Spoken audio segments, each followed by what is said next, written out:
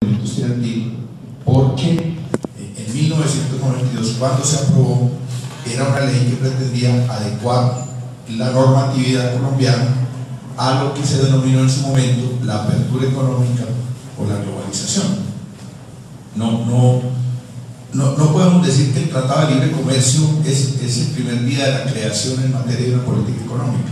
El Tratado de Libre Comercio, que acaba de aprobar en última instancia el Congreso de los Estados Unidos y que hoy está sancionando el presidente Obama, y que ahora sigue una etapa más o menos de un año de implementación de los acuerdos. Es bueno que ustedes sepan esto.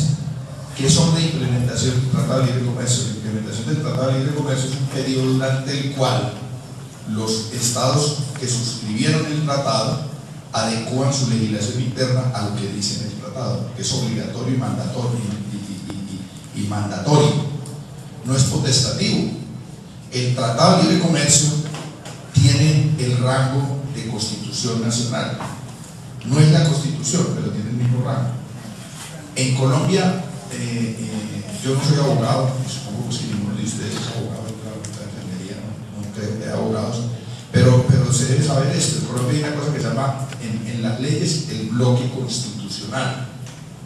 El bloque constitucional está conformado por la Constitución, que se supone que es la ley de leyes de la República de Colombia, los tratados internacionales que tienen rango de constitucional y las sentencias con carácter de jurisprudencia de los altos tribunales.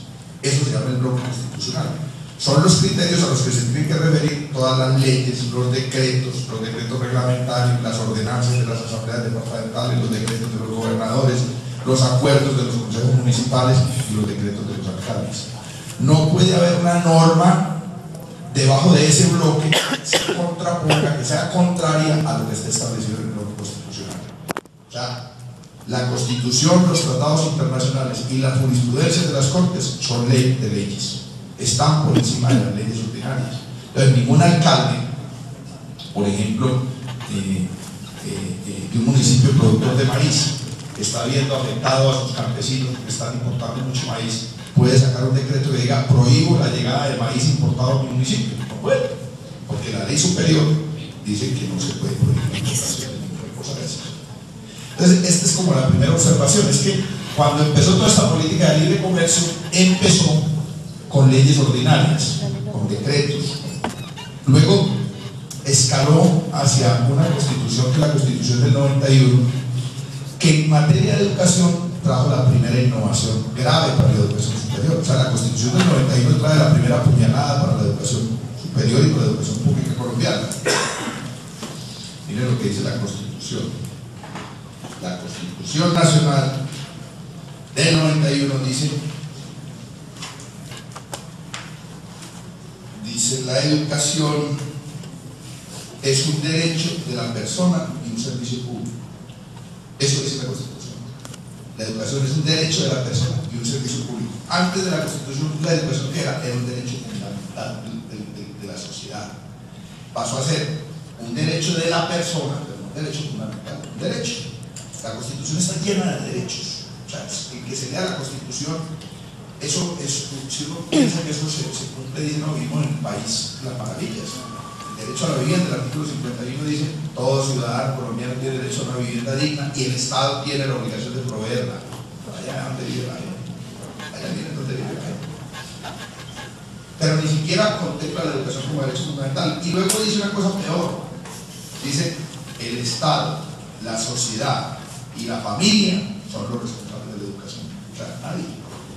Cuando usted pone tanto responsable, nadie es responsable. Que el muchacho no está estudiando, de la familia, colegios, que consigan la plata y paguen. O sea, esto lo trajo la Constitución del 91. Entonces, la Constitución del 91 empezó a adaptar el aparato jurídico del país a una realidad económica nueva, a una realidad económica que es de finales de los 80 y principios de los 90. En el mundo de esa época, muchos de ustedes, la mayoría, no habían nacido a finales de los 80. En el mundo hubo una profunda crisis económica. Hubo una, como ahora estamos en crisis económicas, en esa época hubo una crisis económica de proporciones. que tuvo que ver con tres fenómenos fundamentales. Primero, una crisis de superproducción. El mundo de finales de los 90, de finales de los 80, producía muchos más bienes y servicios que los que era capaz de comprar la sociedad. Eso incluso estaba tasado. Economistas prestigiosos de ese entonces, como un señor que fue premio Nobel de Economía, que es decano del MIT, el Instituto Tecnológico de Massachusetts, que es uno de los centros del pensamiento neoliberal y capitalista, decía que se podía calcular perfectamente que de todo lo que se producía en el mundo había un exceso de todo menos de compradores, y que el exceso de bienes y servicios se podía calcular en un 30 o 40%. O sea, se producía un 30 o 40% más de lo que era capaz de consumir la sociedad. Esa fue la primera estallido de la crisis. El segundo, las naciones, especialmente del tercer mundo, empezaron a colgarse en el pago de sus deudas públicas externas, lo que le debían al capital financiero, a los bancos, al sector financiero, porque adquirieron unas deudas enormes en la década de los 70 y los 80, y al final de los 80 hubo grandes crisis en el pago de las deudas. Y tercero, la tasa de ganancia del gran capital monopolista predominante en esa época y hoy todavía cayó dramáticamente.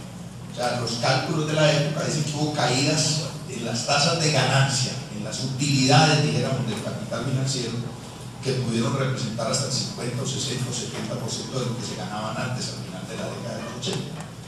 Entonces unos sabios defensores del gran capital se reunieron en Washington y sacaron una serie de recomendaciones que fueron avaladas por el Fondo Monetario Internacional, por el Banco Mundial, que hicieron parte de esa reunión, cuyo resultado se llamó el Consenso de Washington.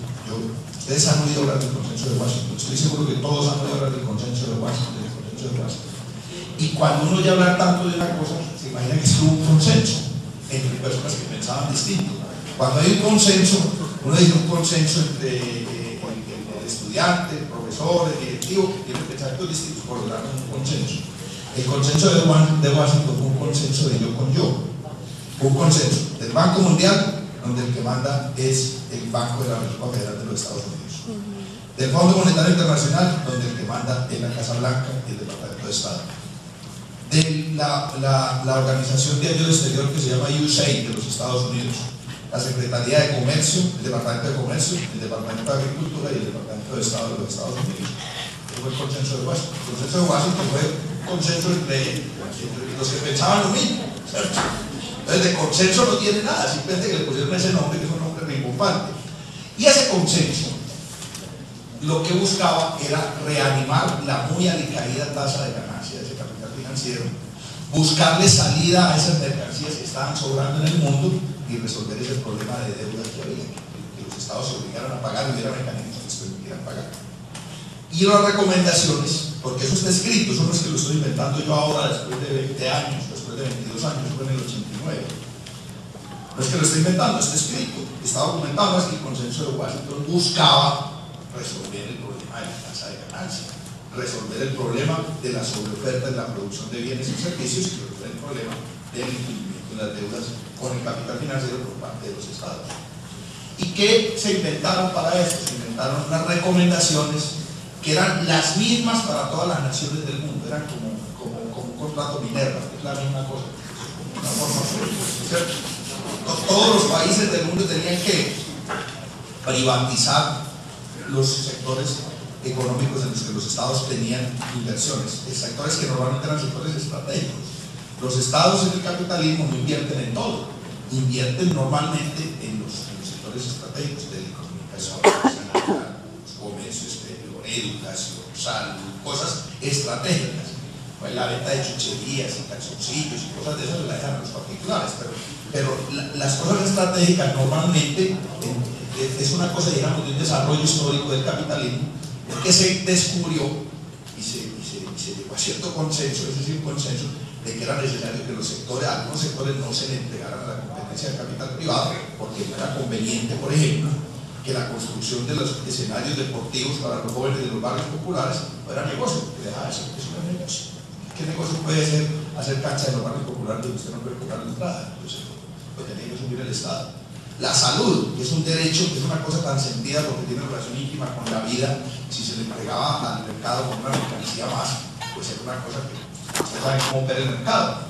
En el mercado hay mercancías de buena, regular y mala calidad. Y usted compra la mercancía, se compra una plata que tiene el principio para comprar la mercancía. Entonces usted puede comprar unos zapatos muy finos que valen 300.000 pesos y que le duran 2 años. Pero también puede comprar unos zapatos chinos que le valen 20.000 pesos que le dan una costura y el primer aguantador ya se rompieron. En el mercado funciona así. Y si cosas como la salud, las telecomunicaciones, hay cosas que diéramos la sociedad aprendió de entregar al libre mercado porque creaba una serie de inconvenientes para la vida de la sociedad. Entonces, la primera recomendación del consenso de Washington es privatizar. La segunda recomendación del consenso de Washington es desregular.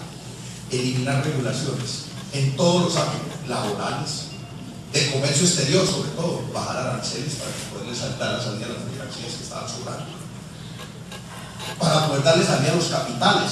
Esto es una cosa muy importante. Lo que pasa es que como nosotros en general ninguno de los que hay aquí somos inversionistas, entonces a veces no entendemos la lógica cómo funcionan las cosas. Entonces pensamos que lo único que circula en el mercado son mercancías. No, hay una mercancía que circula más que las mercancías que conocemos, que son los cachivaches que venden en los almacenes, que es el capital, el dinero, el capital, representado de muchas formas, circula en el mundo como una mercancía más y necesita, para poder obtener altas tasas de ganancia, que no le amarren las manos, que no haya regulaciones, que no haya normas, que le permitan operar libremente. Esa es la libertad que hablan cuando hablan de libre. O sea, no es la libertad de pensar como a uno le dé la gana, ni de ponerse la areta que le dé la gana, ni de tener la religión que le dé la gana, no, la libertad para que los capitales circulen y obren libremente. Entonces el consenso de Washington dijo, hay que desregular. Por ejemplo, en Colombia, este es un caso que yo no me explico por qué se habla tan poco. Colombia hasta el 91, que se promulgó la Constitución, y hasta el 93, que se promulgó la Ley Novena, que habla del control de divisas, del flujo de dólares y eso. En Colombia nadie podía vender ni comprar dólares que no fuera en el Banco de la República. Solo el Banco de la República, que era del Estado, podía comprar y vender dólares o euros o cualquier otra moneda.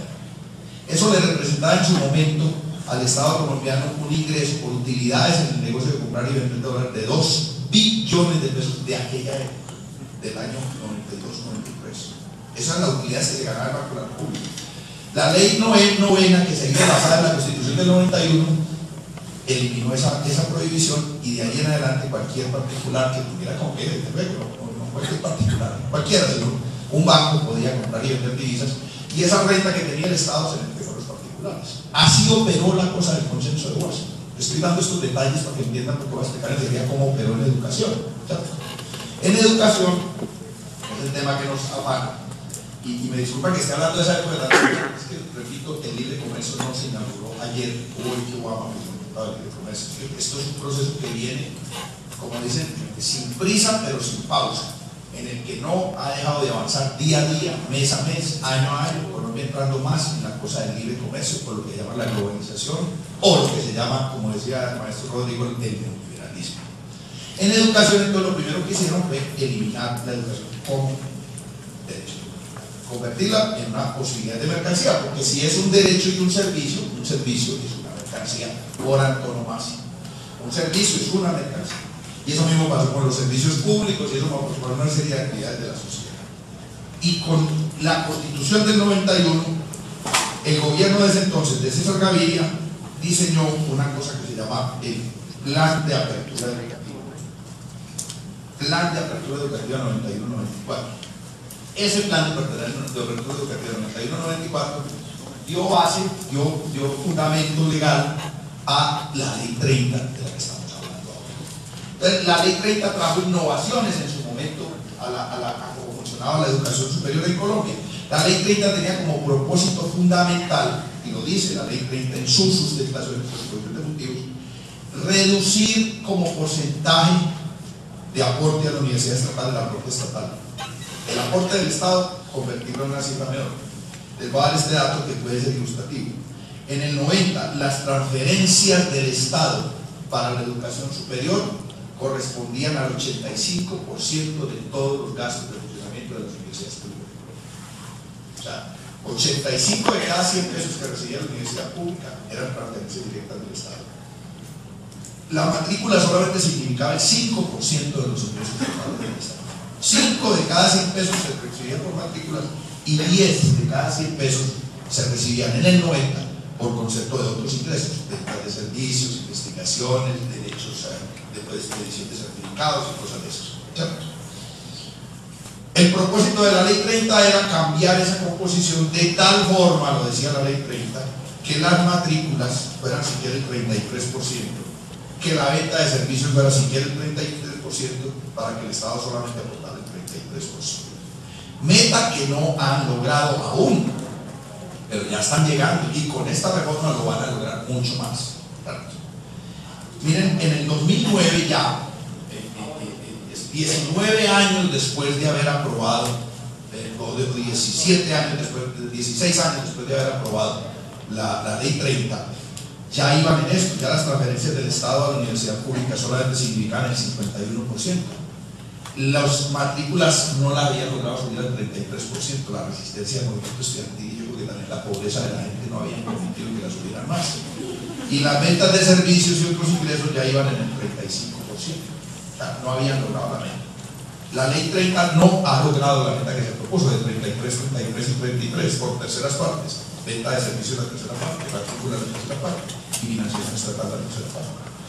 Porque además de soltar la responsabilidad de financiar la educación, porque como ya era un derecho de la persona y un servicio, ya era una obligación a cargo del Estado, ¿cierto? Y ya era una obligación a cargo del Estado, la sociedad y la familia. Estaba bien repartidito. Miren, la sociedad pagaba el 33%, es decir, la venta de servicios, el Estado el 33% y la familia la matrícula el 33%. Ahí estaba en la concepción de la ley 30, estaba clarito. Las concepciones se vuelven cifras. Esto funcionó así durante los últimos, estamos hablando de la ley 30, es la ley del 92. Llevamos entonces 19 años de la ley 30, y el gobierno de Santos decidió dar un salto adelante. Uribe trató de hacerlo y presentó ya varias veces proyectos de ley parecidos a este de Santos, pero siempre le fracasaron. Y en el plan de desarrollo de Pastrana metieron unos artículos para también reformar la ley 30 y las cortes lo tumbaron. Y el gobierno de Uribe también metió unos micos en el plan de desarrollo del segundo gobierno de Uribe y las cortes se lo tumbaron. O sea, querían seguir avanzando en este proceso de soltar la responsabilidad de financiación del Estado, que implica dos aspectos. Primero, que hay una mayor participación de los privados en la educación superior. Y segundo, esto es lo más importante, que se va avanzando hacia un estado de mercantilización de la educación y de inversión de capital privado y capital financiero en el sector de la educación superior.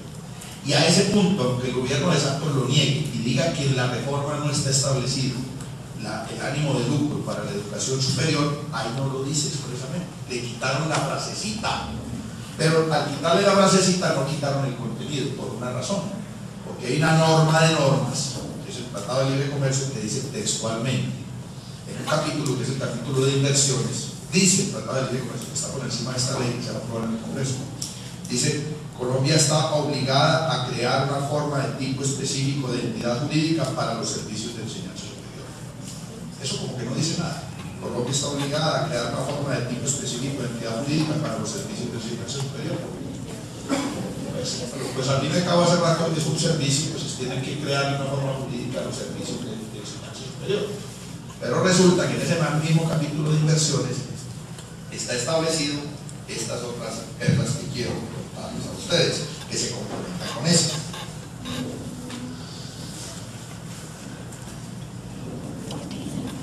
Dice que tiene que haber plena libertad para los inversionistas al acceso a mercados. Tiene que haber plena libertad al acceso a mercados y a la inversión en servicios, a la inversión de capital privado y de inversionistas en servicios, so pena de que el Estado colombiano incurra en una circunstancia que le permita a quien se ve estorbado para hacer inversión en cualquier sector de servicios a la figura de la expropiación indirecta. Esta es tal vez la cosa, a mi juicio, más agresiva del Tratado de Libre Comercio, y que tiene que apuntar directamente al corazón de la educación superior. Porque ahora les voy a dar una cifra de qué tan jugosa es la inversión en educación superior. Es uno de los sectores más rentables hoy para el capital financiero, es la inversión en educación superior. Los bancos, los fondos de inversión están aceleradamente trasladando recursos hacia entidades de inversión en educación superior multinacional, transnacional, y ya en Colombia están operando. Ahora les doy datos concretos. Resulta que si a la luz de lo acordado de lo firmado en el Tratado de Libre Comercio, acordado no, porque acordado es una palabra amable para hablar de una imposición, realmente es una imposición, no fue un acuerdo. Se estableció una figura exótica hasta este momento en la legislación colombiana. En Colombia, en la legislación, hay la posibilidad de expropiar. El Estado puede expropiar a un particular, siempre y cuando haya una indemnización de por medio.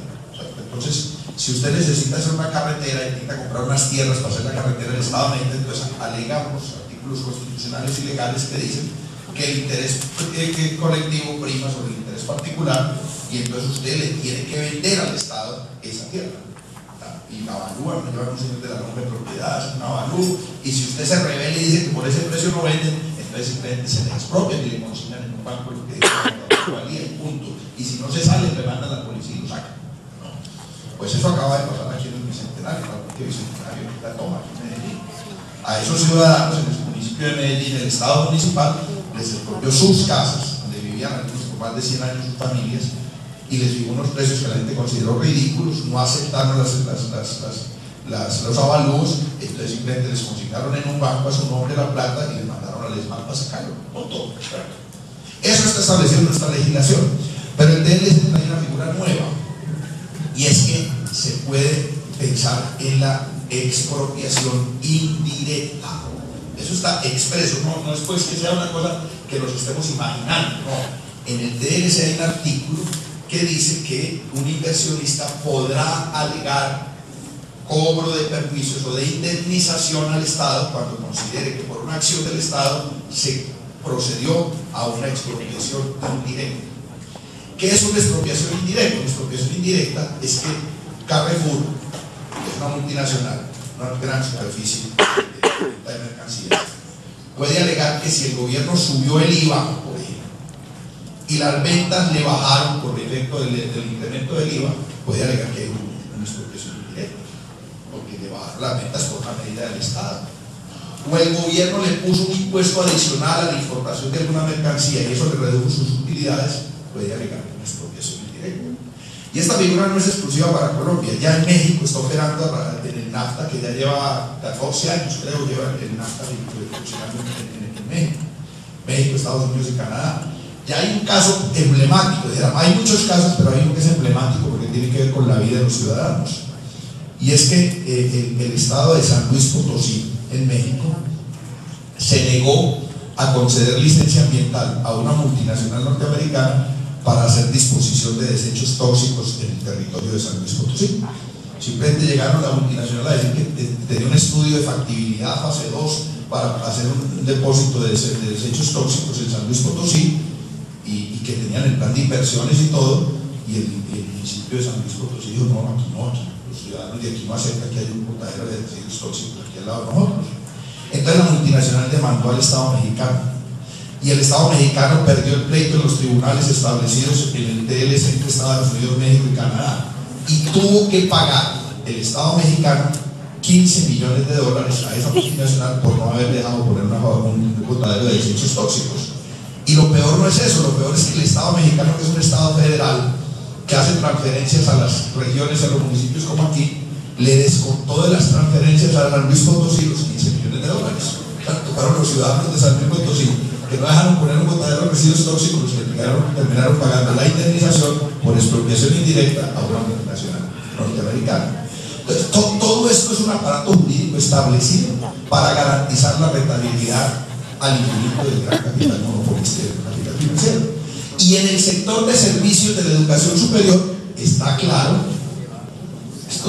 a ustedes les va a tocar posiblemente más que a mí, yo ya estoy un poquito mayor que ustedes y posiblemente no me toque mucho de esto. Si no logramos derrotar ese TLC y todas estas modificaciones neoliberales en el país, va a suceder el caso de que aquí al frente de donde está la Facultad de Enfermería de la Universidad de Antioquia, una multinacional ponga una facultad de enfermería y pueda reclamar después que como aquí no cobran muy barata la matrícula, a ellos les tienen que dar los mismos apoyos económicos que les dan a ellos porque los están poniendo en desigualdad de condiciones. No estoy exagerando, no estoy hablando de un ideal o irreal o imaginario, no, esto es la imaginación de ellos no tiene límite para obtener la más alta tasa de ganancias. Entonces, aquí es donde yo quiero enfatizar, el TLC no puede estar desligado de estas reformas de la educación superior. Santos lo dice, miren lo que dijo Santos cuando presentó el proyecto.